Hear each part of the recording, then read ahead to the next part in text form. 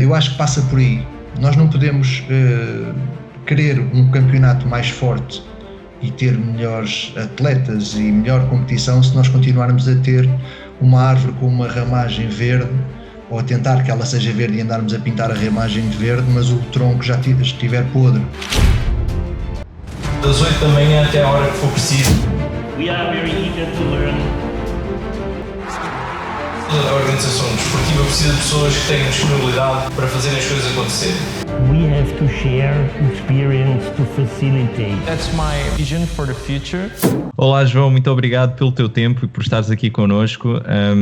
Como tens passado estes dias de quarentena? Como estão as coisas? Olá Sheldon, desde já, primeiro que tudo, obrigado pelo convite e parabéns pela iniciativa. Acho que neste período que nos obriga a reflexão e a restringir as proximidades físicas, acho que é uma iniciativa de louvar e com o maior prazer estou aqui para falar contigo um bocado. Sim, mas estou bem, está tudo fixe. Perfeito, ainda bem. Olha, nós temos falado muito acerca dos efeitos que, portanto, após esta pandemia e que, na verdade, já durante este período já temos vindo a sentir na economia e, obviamente, que se há efeitos na economia, há redução de rendimentos nas famílias, há uma conjuntura de crise económica que é inevitável e que muitos especialistas já dizem que será pior do que a de 2008 e provavelmente mais duradoura em todo o mundo. E obviamente que isto irá afetar os clubes, porque nós não somos imunes nem ao vírus, por isso que houve a suspensão das competições, e nem aos efeitos económicos. Quais são os principais efeitos que tu já notas, sendo uma pessoa do handball, nos clubes e no handball em geral, que poderão vir a acontecer? É assim, sem dúvida nenhuma que este vírus teve um efeito catastrófico no nosso panorama económico, e eu, nomeadamente por ter neste caso um negócio ligado à nossa atividade desportiva também, né? Tenho a Alpha Sports, que é uma loja de handball em Lisboa. Senti isso, foi imediato, né? Foi imediato com o cancelamento das competições. Praticamente as pessoas pararam e o consumo de material desportivo, especificamente para a modalidade handball, foi nulo. Neste momento é nulo. Nós não efetuamos vendas, temos a loja exatamente fechada, embora tenhamos a loja online e continuamos a fazer a divulgação. Neste momento eu costumo dizer que estamos numa fase mais de semear do que propriamente de colher, porque não temos qualquer perspectiva de venda, porque embora nós saibamos que, independentemente da crise existir, quando fala da crise, estamos a falar da crise viral, ainda não estou a entrar pela parte da crise económica que está a caminhar lado a lado com o vírus e a agravar-se. Uma estagnação em termos de faturação, e a estratégia agora é reinventar-nos, dando-nos a conhecer mais e melhor, procurando produtos e novidades que possam chamar a atenção dos atletas, procurar produtos que possam ser interessantes aos atletas ter em casa para se irem mantendo fisicamente bem, e isso nós já o estamos a fazer com parcerias que temos com outras marcas, e continuamos à procura de novas marcas para potenciar cada vez mais a atividade e a condição física do atleta, e agora mais recentemente também divulgando parcerias que nós temos com algumas instituições, que não traz retorno económico, porque são parcerias e como se diz mesmo, parceria é ajudarmos mutuamente. Nós temos, por exemplo, neste momento uma parceria com a Go Athlete, que é um centro de alto rendimento, onde eu estou a treinar, onde eu estou a fazer o meu programa para tentar fazer um antes e depois. Espero que o depois seja bem melhor do que o antes, como é óbvio, e assim conseguirmos reinventar o nosso negócio e fazermos crescer o interesse das pessoas na nossa loja. efetivamente, economicamente, temos que ter uma capacidade grande de aguentar o embate da quebra. Temos custos que não deixam de existir, embora agora existam alguns tipos de apoios da parte do Estado, banca, etc., que nós podemos tentar socorrer-nos deles, mas são apoios, não são soluções, né? As soluções aqui são mais pensos rápidos do que propriamente uma coisa efetiva. Não acho que seja por aí que nós vamos resolver as coisas. Sim, acho que é pela dinamização, pelo reinventar de toda a nossa imagem e a nossa prestação que vamos conseguir tirar alguns dividendos mais à frente. Espero que seja no mais curto espaço de tempo possível, embora, como tu disseste bem, isto é uma crise viral que não vai ser curta. Não acredito que seja tão... Não sou um otimista que diz que ao fim de 15 dias quarentena, já estamos todos bem, podemos ir todos sair à noite e divertir-nos e estar com todos os amigos. Não, acho que o sacrifício ainda tem que se manter. Acho que o povo português, embora ainda haja muita gente que ainda não encaixou bem o conceito de quarentena, mas acho que de certa maneira acho que o povo português está de parabéns, porque acho que estamos a conseguir rapidamente ajustar-nos a este infeliz cenário. Não é? Pois é, uma nova realidade, não é? Isto é uma queda abrupta na nossa atividade no todo. João, já me falaste aí um pouquinho e referiste acerca da relação que há entre a competição e, portanto, o negócio que tu tens, porque nós muitas vezes também esquecemos que o desporto tem várias áreas, não é? Tem a área social, o setor social, o associativismo e afins, mas tem também indústrias que dependem do desporto. Portanto, a tua loja Alpha Sports, neste momento, já citaste aí os principais efeitos que estás a sentir, mas qual a relação que existe, portanto, com os efeitos que se prevêem para os clubes, nomeadamente, pode ser que haja, é quase certo que haverá uma redução na procura em termos de mesmo de atletas que já praticam a modalidade, que não vão conseguir pagar mensalidades por conta do quê? Do aumento de desemprego. Há uma previsão da Católica que inclusive fala que o desemprego poderá subir até 10,4% com uma recessão económica. Já ouvi números maiores. Pois, e com uma recessão económica de até 10%, quando nós tínhamos antes uma previsão de crescimento económico para 1,9%. Ou seja, há aqui um conjunto de coisas, de circunstâncias, há uma conjuntura na economia que vai diminuir a procura desportiva nos clubes. Quais os efeitos que, portanto, tu, mediante a relação que existe entre o teu negócio e a atividade desportiva formal, digamos assim, nos clubes, federada, tem, qual é esta relação que existe? Portanto, não há competições, não há procura de calçado, não há procura de equipamento desportivo, não há dinheiro nos clubes, vai deixar de haver encomendas de equipamentos de jogo, por exemplo. Quais os efeitos que tu prevês para a tua loja? Eu acho que temos que criar aqui também uma relação temporal. Sabes que a nossa modalidade, né, o handball, eu sou da altura, como se costuma dizer, sou do tempo em que o handball na iniciação, na formação, não era pago, era gratuito, em qualquer clube. E eu não quero dizer que o cobrar das mensalidades seja errado, porque eu tive as minhas filhas fizeram balé, as minhas filhas fizeram equitação e eu paguei, e a nossa modalidade, sendo a segunda modalidade mais praticada no país, merece igualmente que os técnicos sejam devidamente pagos, os fisioterapeutas, and so on, essas coisas todas.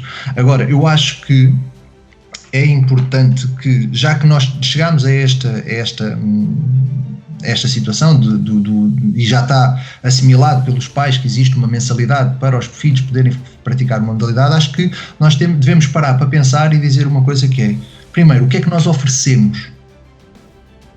Logicamente, o know-how do treinador, os cursos que o treinador tem que tirar, isso também tem um custo. Mas o que é que o clube oferece, além do espaço? ok? Isso é uma coisa que nem sempre foi valorizada e eu sinto que alguns clubes, não estou a dizer que sejam todos, mas alguns clubes pegaram um bocado no comboio do toda a gente agora cobra mensalidades, embora lá cobrar mensalidades, e começaram a cobrar essas mensalidades. Esta crise económica vai, como tu disseste bem, tirar se calhar possibilidade aos pais de conseguirem contribuir com essas mensalidades. Eu acho que isto aqui é uma questão de prioridades. Eu acho que os pais vão continuar a fazer o esforço para conseguir pagar e os filhos fazerem o desporto que têm que fazer.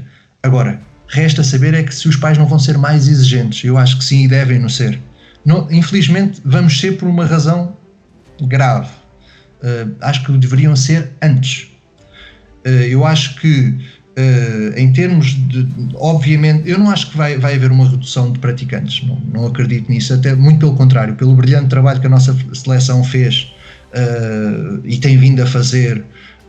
Eu acho que este ano, o ano 2020 e 2021, vão ser 2 anos brutais para nós podermos apostar e criar ânimo à volta da modalidade. Era aquilo que nós precisávamos para acordarmos o gigante adormecido, né? E agora, criando aqui um bocadinho de rivalidade entre modalidades, nós deixámos-nos ultrapassar pelo futsal em larga escala e não conseguimos acompanhar. E o que é certo é que o futsal luta para ser campeão do mundo e tem uma organização diferente e a bola no pé, etc, etc, etc.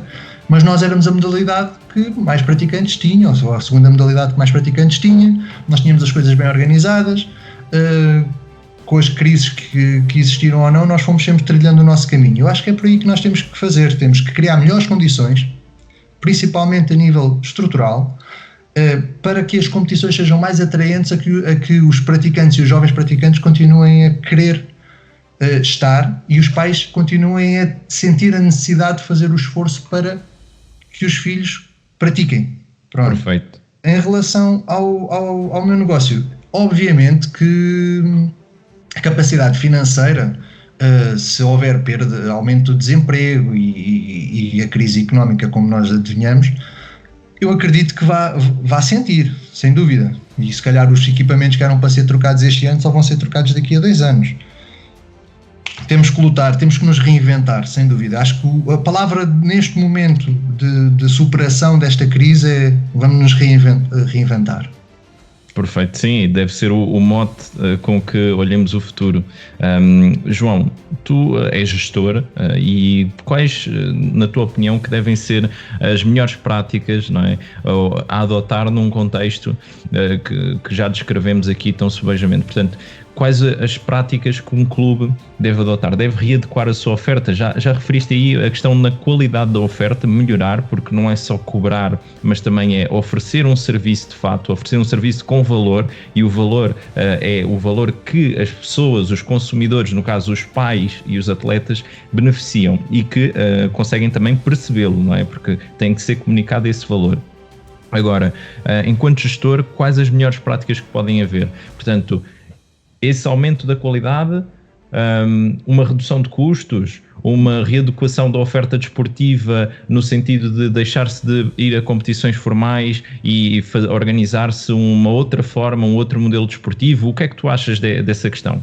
Olha, eu acho que é um todo. E eu vou passar a explicar uma coisa. Eu antes de nós iniciarmos a nossa entrevista, tive a oportunidade de dar os parabéns por tu estoicamente andares a tentar trilhar um caminho na gestão desportiva e na discussão da gestão desportiva. Eu acho que passa por aí. Nós não podemos querer um campeonato mais forte e ter melhores atletas e melhor competição se nós continuarmos a ter uma árvore com uma ramagem verde, ou a tentar que ela seja verde e andarmos a pintar a ramagem de verde, mas o tronco já estiver podre. E aquilo que eu digo é profissionalizemos as estruturas. Tu sabes, como as pessoas que nos estejam a ouvir, certamente já estiveram sentadas à mesa de um café a discutir a gestão do clube do bairro ou do clube em causa que estejam a falar com com pessoas amigas, e de certeza absoluta que já aconteceu a velha frase do "Epá, isso é uma boa ideia". Só que o grande problema é que, e eu acho que esse é o mal, é que nós vivemos de boas ideias que, como não estão numa componente profissional, acabam por morrer igualmente como boas ideias. Porque ou não temos retorno financeiro e toda a gente precisa de dinheiro para viver, etc, e não podem dedicar muito tempo à estrutura, ou quem geralmente tem capacidade para dedicar esse tempo às estruturas, são pessoas que já estão numa fase da vida em que já não têm a energia para ir à procura de solução. Estás a perceber o que eu quero dizer? Aquilo que eu digo é que sim. Muitas vezes quem pega isto por causa dos associativismos e tudo mais, quem é o diretor? O diretor é o senhor José, que já tem 70 e tal anos e que é o sócio número 3 do clube, e já não é por aí. Resumindo, eu acho que os clubes têm que parar. O que fazes, deixa-me só, o que fazes não é uma crítica à idade, não é? Mas é uma crítica, na verdade, ao critério de seleção das pessoas que estão à frente, não é? Porque as pessoas que estão à frente... É uma crítica, sabes que a palavra crítica muitas vezes tem um ónus, né? A gente pensa, uma crítica não, uma crítica, eu sempre que faço críticas construtivas. Porque aquilo que eu acho efetivamente é uma crítica e é de louvar, e quando eu digo louvar também é uma crítica, pessoas com 70 e tal anos continuarem a estar ligadas a clubes. O clube onde eu comecei a jogar, o presidente do clube é uma pessoa que ainda ontem troquei uma mensagem com ele a saber se ele estava bem, e aqui vai um grande abraço para o Zé Manel do Torrense, porque são pessoas que estão no clube desde sempre e são importantes e são pessoas históricas, a imagem dessas pessoas tem que ser preservada, mas não é para o dia-a-dia de solução de problemas do clube, porque muitas vezes eles ainda estão a pensar como pensavam há 30 anos quando eu comecei a jogar, percebes o que eu estou a dizer? Resumindo, é preciso chegar a dizer assim, ok, vamos reestruturar, vamos fazer, estas pessoas que estão connosco são pessoas que são carismáticas do clube e têm que estar, e têm que receber os louvores todos, e têm que estar presentes em todas as homenagens e feitos do clube. Afinal fazem parte da história e daquilo que o clube é neste momento, não é? Sem eles, sem dúvida, sem eles o clube não tinha chegado onde chegou, mas está na altura de dizer assim, basta, vamos pegar e vamos reinventar e vamos procurar soluções. Isto porque, por exemplo, eu na Alfa tenho uma componente que já pratico com alguns clubes, que é a componente da consultoria desportiva. E a consultoria desportiva passa por isso, passa pela minha visão do que é o handball. A otimização dos recursos que tu podes ter na formação, recursos físicos e recursos técnicos e recursos ao nível de marketing, etc, para otimizar, ajudar os clubes a otimizá-los e poder espalhar isso tudo pela estrutura desse mesmo clube. Clubes neste momento com quem eu trabalho são clubes de formação e são clubes relativamente pequenos. Mas o que é certo é que com pequenas coisas e pequenos ajustes, muitas vezes as tais boas ideias que surgem, elas são transversais a praticamente todos os clubes, certo? E o que é que acontece? Se tu lhe deres um bocadinho de profissionalização e de pessoas dinâmicas que estejam focadas em otimizar aqueles recursos, o que acontece é que as coisas florescem. Pronto, e as coisas acontecem e aparecem.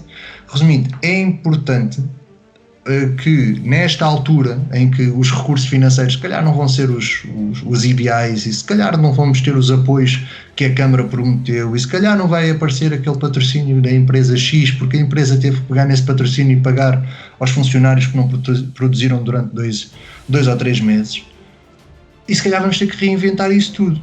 Mas o que é certo é que se conseguirmos reinventar e reinventar bem, à frente vamos ganhar 3, 4 vezes mais. E quando digo 3, 4 vezes mais, não estou a falar só a nível financeiro, mas a nível de crescimento desportivo, que é isso que é o mais importante.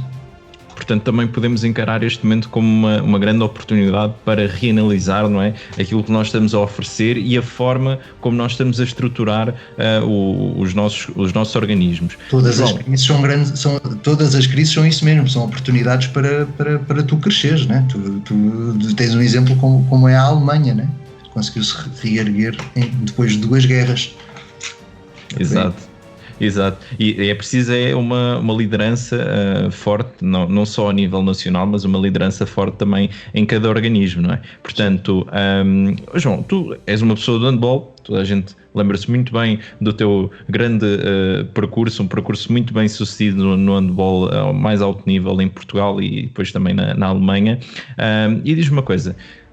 Continuando com este envolvimento com a modalidade, já me falaste aqui da tua perspectiva sobre o futuro em termos de profissionalização da estrutura, mas em termos do futuro da modalidade, o que é que tu prevês para o handball português, além desse crescimento do número de participantes oriundo do grande desempenho que a nossa seleção teve e tem tido, e esperemos que continue a ter, e tem tudo para o fazer com excelentes jogadores, mas que futuro vês para este handball?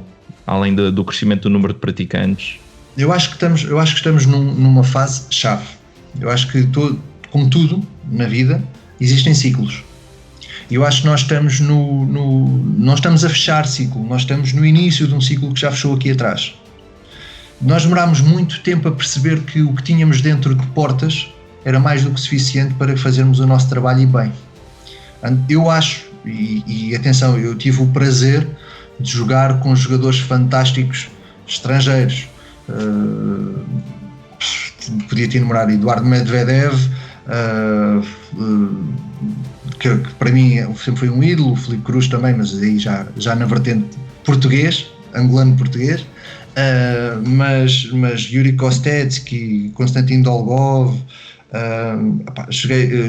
Vladimir Petric, tantos jogadores que nós tivemos cá de craveira internacional e de primeira água. Eu acho que nós neste momento temos que parar para ver que nós trabalhamos muito bem e soubemos aproveitar e beber desses grandes atletas que estiveram cá, mas depois caímos num erro, na minha opinião, que foi, embora tenhamos tido, e o grande, se calhar o grande mentor do crescimento do handball em Portugal, o grande Alexander Donner, né, que tinha tanto de pessoas que devia ser a pessoa mais sui generis do handball português, porque gostavam tanto dele, mas também o odiavam tanto. Mas o que é certo é que ele para mim foi o grande impulsionador do handball português, e aí falando um bocado em relação ao raciocínio que eu quero transmitir a seguir. Eu acho que Donner fez um excelente trabalho. Tivemos alguns técnicos que depois acabaram por vir cá e deram algum contributo, mesmo o Zupo, o pouco tempo que teve cá, o Garcia Cuesta. Estou a falar a nível das seleções, que também marcaram alguma coisa, mas eu acho que depois nós caímos aqui numa fase em que não demos espaço a que os nossos treinadores portugueses, que são aqueles que melhor conhecem o nosso handball, pudessem pegar na nossa seleção. E andámos muito tempo sem identidade. E acho que esse tempo que andámos sem identidade contribuiu para este fosso que nós tivemos até conseguir nos encontrarmos. Tivemos também muita coisa depois veio aqui a ajudar, né? O facto de termos tido esta geração que agora que é o núcleo duro da nossa seleção, que foi vice-campeã europeia de júniores, brilhante, com o João Ferraz, com o Rui Silva, com o Pedro Seabra, com o Belon, é toda essa seleção, com o Areia, o Portela, é lógico que tudo isto contribuiu para o que nós estamos agora a viver e para a alegria que nós sentimos agora e o orgulho que sentimos na representação da nossa seleção.